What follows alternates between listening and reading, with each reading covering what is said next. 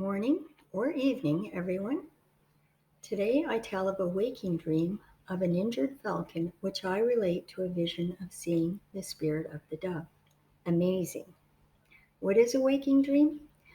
A waking dream is something I've made up, but I'll try to explain it. A waking dream is an activity that happens in our everyday life, but simulates as if having a night dream. My chosen song, Wings of a Dove by Dolly Parton. I had continued with a journal after I had finished the book. The last entry in my book was April 29th, 2016. This new journey started Saturday, May 7th, 2000, not journey, well, journey, but this new journal started Saturday, May 7th, 2016, and continues up to Sunday, here we go, October 9th, 2016, which was Thanksgiving weekend. The journal has greatly helped me remember significant activities on those days, as well as tracking my progress during that time frame. I will spare some of the written daily details and focus on the activity that I viewed as important to messages received and the spirits. This is notice this is what is noticeably good is being able to refer from this trail of detail. It was in 2016 that Jesus was making himself known to me. I had previously highlighted the many different ways God has made himself known. One of the first was seeing the spirit of the dove, which I associated with a waking dream. I have since learned that this vision represents the Holy Spirit, which is a witness to God. This happening was also before Jesus made himself known to me while in prayer. On May 9th, 2016, I captured what I refer to as a waking dream. I call it this because it is like being in a dream, but this is happening during the day and I'm fully aware, alert, and having an active day. I don't think that you will find a reference to what I call a waking dream, as I believe I might have created this saying. This is what happened. Today, after coming home from work, I looked outside the window to the back of the house and noticed that there was a bird lying on its back on the ground below. My view on the main level looks down as a two-story with a walkout basement. Being below looking out the window is a natural stone path. I suspected that it had hit the glass railing and fell down to its demise, so I watched to see if there was any movement. To get a closer look, I went to the back deck and looked directly down at this bird. I did not I I I did not see any movement other than feathers on his belly softly moving, which I attributed to the wind. I went about my work feeling the bird was dead, then I would have to deal with removing it. Not long after this event, my son came home and went downstairs. Shortly after, he appeared upstairs in my living room and said, "There is a bird at the back." I acknowledged by saying, "Yes, but it is dead." He said, "No, it's not. I saw his legs moving." So again I looked, and I also see it struggling. I grabbed a towel and went down to help. I did not recognize what type of bird it was, but did notice it had a hooked beak and piercing eyes, a clue to me that it was a bird of prey. I took the towel and put it around him so I could turn him over without using my hands. I recently, in the last couple of months, have had two other matters involving different types of birds which my mom noticed. Both needed a helping hand in that they just needed to be picked up and lifted over the glass railing and let go. I considered that this bird of prey was having a problem of getting onto its feet after struggling while on its back, and felt it would be fine after I removed the towel and he was sitting upright. Instead, it just stood there, a bit stunned, but didn't fly away. I thought it was tired and exhausted as it started to fall asleep. I kept nudging it, trying to feed it, but it was not interested and it didn't look like it was going anywhere. I left it there expecting it to fly away, but was still concerned for its safety. I would keep checking from the window to see if it was still there. Soon afterwards, I said to my son, "What eats birds other than cats?" My cat was in the house. He suggested a fox. Although possible, I didn't think we needed to worry about that. He said, "What about raccoons?" I replied with, "I know raccoons eat birds' eggs, but I'm not sure of a bird." Shortly after our conversation, my son went downstairs. Then I heard him call up, "Mom, there are 3 raccoons around the bird." At first I didn't believe him. I thought he was testing me after mentioning about raccoons. I said, "Right," in a tone not believing him. He said, "No, really, there are 3 raccoons at the back surrounding the bird." So I grabbed the broom and rushed down the stairs to the back door to chase away the raccoons and to make sure the bird was safe.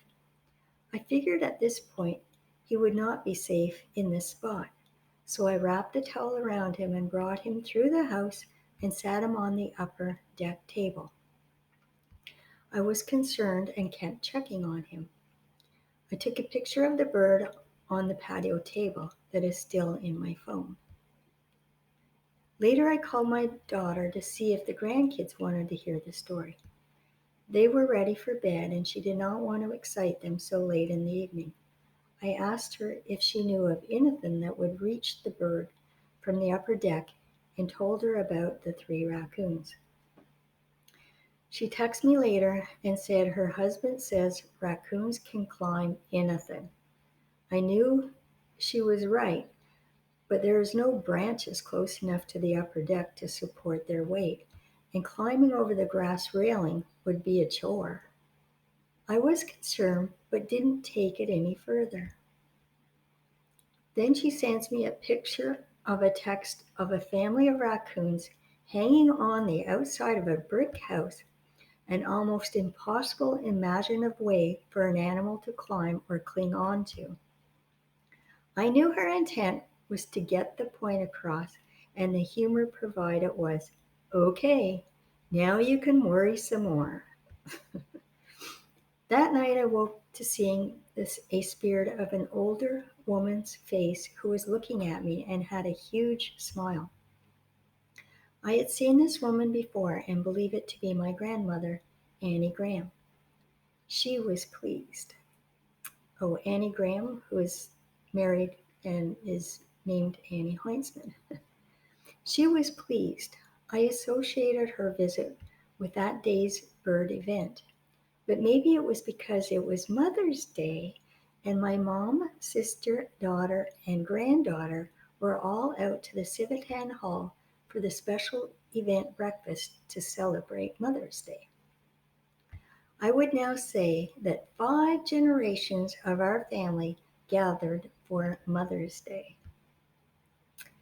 The next morning, being May 10th, I woke and looked out my large bathroom window on my second floor, only to see the bird upside down on the deck, the same position I found him the day before, on his back with his feet straight up.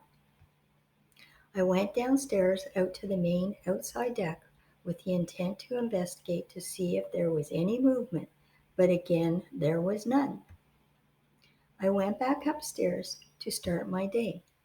I again looked out the window to see if there was any movement, but he had disappeared.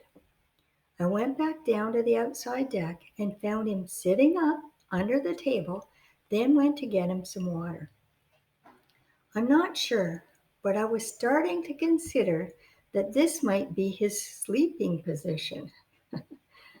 As I put the water dish close to him, he pulled back a bit for protection.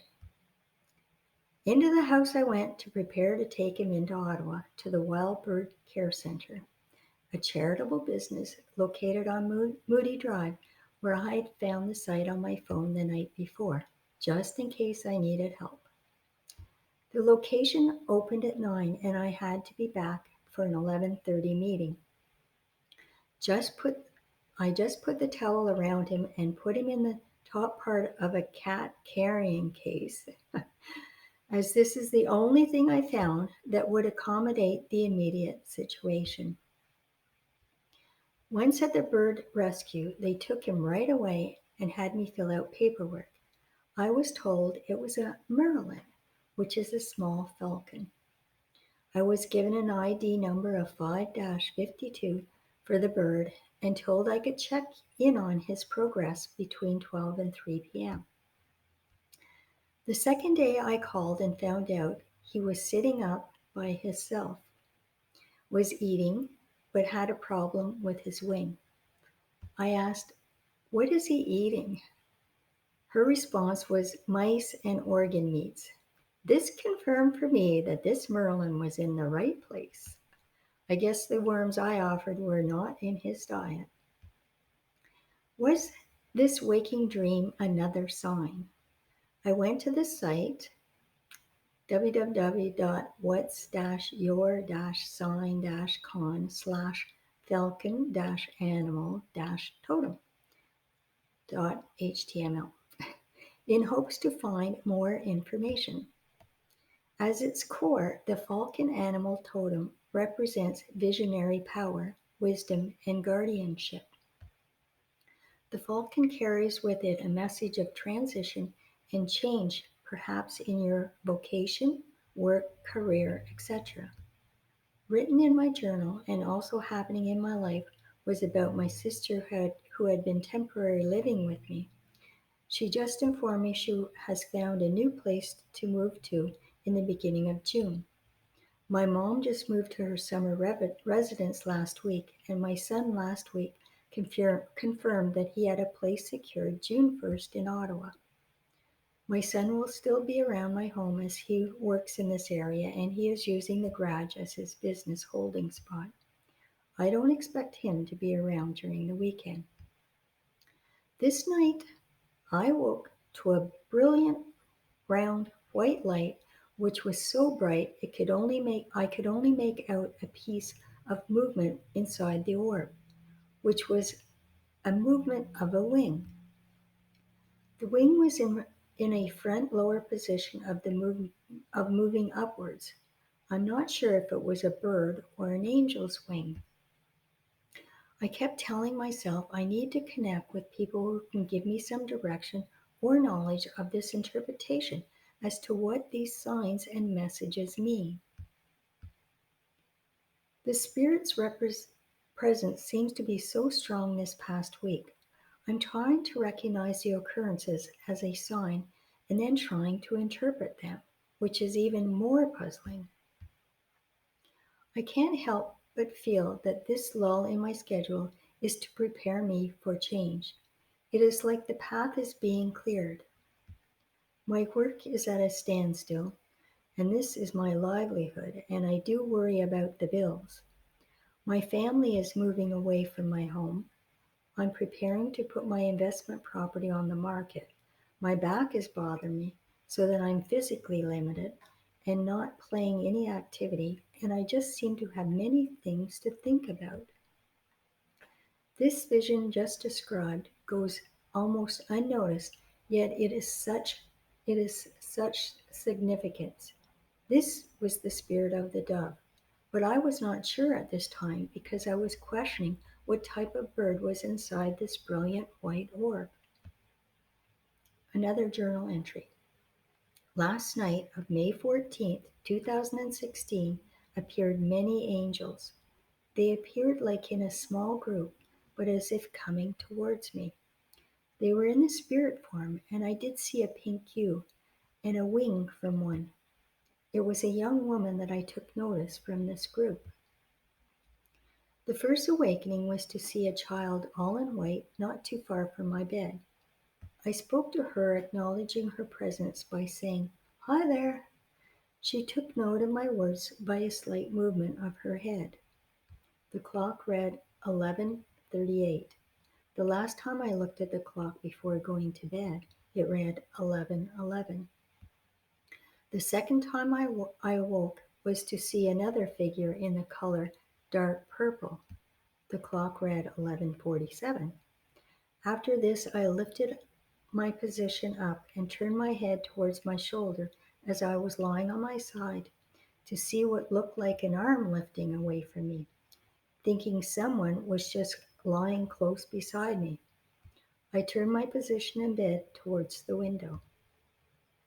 Not too long after, I woke to see another figure which looked like it was in a raincoat and hat. The raincoat was green, but I could make out yellow under the hat. I have in the past seen a figure in a raincoat. I'm sure I'm sure why they I'm sure why they were all children.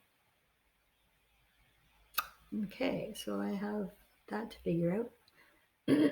I'm not sure why they were I am sure they were all children.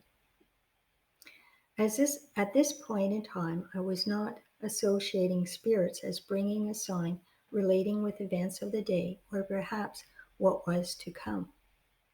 Each morning, I read from the site discoverrevelations.com, which explains every verse in the Bible by a commentator to help me understand what the Bible is telling me and some history. I went from starting at Revelations, but only went to chapter 3 to start the First Testament, which also did not go too far, to starting the New Testament. It is here I feel I will learn what I need to before looking at all the other parts.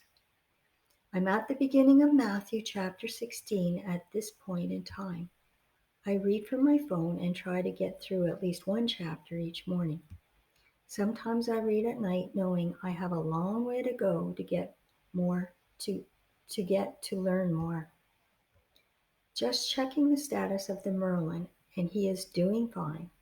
His right wing is still down, but there appears to be no major issue. He is still on medication until the 16th. He is eating, drinking, and standing fine, just waiting for the wing to heal. This week has been full of signs and thinkings. I have so much going on for me mentally that I'm not sure what sign goes with which activity. Today on July 1st, 2016, as I'm reading from discoverrevelations.com, thebiblestudies.org, at Luke 7, verse 19, the Bible commentator tells in Luke 3:22 that the spirit of the dove and that the dove represents the Holy Spirit. This part identifies the commentator making a moment that John already knows that Jesus is the one, because he saw the dove light on Jesus and remained. This brought me back to when I saw the bright white light and could only make out the wings. After going through the experience of helping a falcon at that time, I did associate seeing this bright white light with a bird. After reading this part in the Bible, I confirmed it was a dove that I saw. Yes, it was a dove because I could make out the wings in the flight and they were moving up and in front and up. The vision was June the 10th, and here it is July 1st, suggesting I don't always know what is being provided at the time, but it does eventually reveal itself. I went and Googled dreaming of seeing a dove light. I found a site called charismamag.com, and as I read, the message becomes very clear. It is titled The Code of the Dove and the Holy Spirit by Perry Stone. The question is, why did God choose to represent his spirit with a dove? The answer and its multi-layered applications could unlock one of the deep mysteries of our divine helper, according to Perry Stone. Although this article resonates with me, I will only reference the site and not about the content, as it is a couple of pages long. Site www.charismamag.com/spirit /supernatural/17431 the code the of the dove. There's a whole bunch of dashes in there, but it's the code of the dove and the Holy Spirit. It is a wonderful bit of history, and the commentator expresses his interpretation of the relationship between the Holy Spirit and the dove in different biblical situations and relates his views to some of the churches today. After reading from my iPhone, I prepared to take a shower. In the shower, I looked back. I thought back when the vision was presented to me, and without thinking, I grabbed the bar of white soap with my left hand and held it up and away from me as if I was visually looking at the vision. Then I started to laugh out loud, for when I looked at the soap, it had the dove engraved on it. I was using a recent bar of Dove soap and could make out the dove. I have had other moments like this, which I now recognize and laugh because I know that what we call as coincidence is more than that. They are taking place at the right time for the right reason, and that is to validate our thoughts or to encourage us to think about it. This is how you physically look out for what the Holy Spirit is communicating to you or guiding you in. It is like being in a spiritual frame of mind. It was on May 28th of 2016 I had wrote, "Today I sent an email to the pastor at one of the churches looking to discuss what has been presented to me," referring to the book. I also emailed Lily W. to see if she would consider reading my manuscript. She felt moved by my request. We were meeting on Tuesday. My mission now is fulfilling the path that I have set, to invite those that I feel are spiritual and bring them into the truth that has been presented to me. To let them all know we have been given a sign by God through the Holy Spirit. I don't know how driven I am with strength to fulfill my mission of bringing forward this story through my journey. I can't stop, only keep moving forward. At the same time, I still need to find a way for anyone to hear. It is a gift, and I'm searching for a way to give it for free, but I still have to find a way for all to hear. I found it in 2021. I also want to mention that those that are connected to me and are very much understanding are those that have seen visions or spirits. As I tell of my experiences, they have confided in me of their experiences, which I love to hear because I know in my heart that this is all true and you don't make this stuff up. This is the experience that my friend without naming confided with me. Today I was meeting with my friend who I had met through a previous job. I felt this person was inspired by reading my book. She knows my character and believes what is written is truth. She also has encountered happenings, which one of them was dancing with her husband shortly after he had passed.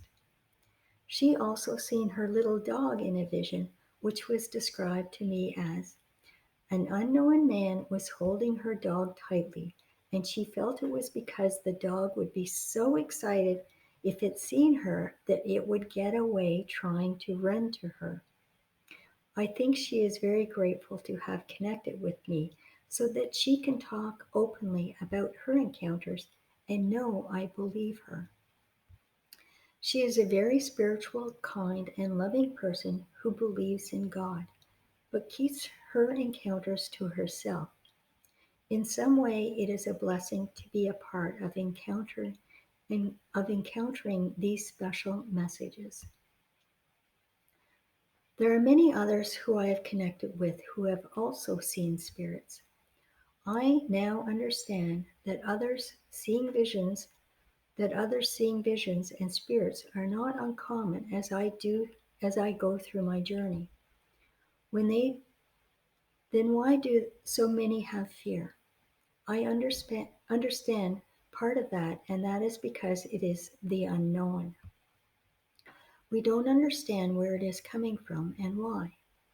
Then there are other people's beliefs that shun or disassociate themselves from the unknown. We so quietly sit in solitude of our happenings and don't bring forward for fear of how we will be labeled or frightened of their existence. It does form isolations when not able to find our answers to what and why. We are kept from knowing truth. Did you know there is a part in the Bible which stands out for me as I'm reading through and know there is a physical spirit? This verse is Acts 2, verse 17 in the King James Bible. It says, "And it shall come to pass in the last days, saith God, I will pour out of my Spirit upon all flesh, and your sons and your daughters shall prophesy, and your young men shall see visions, and your old men shall dream dreams." Yes, there is an end to this world, and it is spoken of in the New Testament. As you, are you not curious? It has been very close to 2,000 years since Jesus was on this earth, and all that read the Bible understand that all of life as we know it will come to an end. This is not to scare you into this story, but is to let you understand why we as Christians or followers of Jesus want to bring others into our understanding. For we also understand that the only way to everlasting life is through Jesus. It is through our internal spirit that we live on, but we don't all have a spirit, which I'm sure of. It was on July 30th, when reading from the Bible, that my answer appeared about the Holy Spirit and the Holy Spirit of the dove. Then, as I continued to read, I came to John chapter 5 of verse 31 to 32. "If I bear witness of myself, my witness is not true. There is another that beareth witness of me, and I know that the witness which is witnesseth of me is true." The explanation given was, "By two witnesses a thing shall be established." God made this rule. He lives by his own rules. When the Father spoke from heaven at Jesus' baptism, and the dove of the Holy Spirit lit on him, which was two witnesses. Of course, a witness is also the Word. There is no question of who Jesus is. It is proven over and over. Now I see that the dove that was presented to me in the vision of the night of May 10th was again the Holy Spirit to give witness of God's presence. The Holy Spirit was also the woman with the red face that appeared 3 times, spoken of in part 3 of the book labeled as My Spiritual Awakening. The third time she appeared was when called upon through my prayer to give me a sign. There is no doubt in my mind that all that has been presented and given is through God and Jesus and the Holy Spirit. This is the Holy Trinity, which works as one. I move forward with internal strength, determination, and boldness because I know I have to share what has been given through me. It was meant to be shared, for it is full of spiritual messages. It is not about me, it is through me and for us all. I will not look back or have any doubt. I also find that when we are in the moment, it is not always clear of what is going on. Even now, I keep learning weeks later the meaning of some of these signs and symbols. I understand from experience that it is hard to recognize when you're in the moment, and therefore you are not able to take the full impact of the meaning. It takes time. We are in a moment of holiness. How can I expect others to grasp this present holiness when they do not know they are in this moment? Then on the flip side, I know that I am expected by some others because there are others out there that are waiting for this message. They have seen me and I know they have seen me and know of me, but I sense that I need to surface with my journey. That I have seen them and they have seen me in visions which started during the beginning of seeing spirits. They do not know me and I do not know them, except for one, which I will not divulge. They are spiritual leaders. Now I see that reaching them will have to be through many of you before it finds them. It will surface when it's supposed to. It will surface when it's supposed to. And that ends my chapter, which I call The Dove. Thank you, everyone.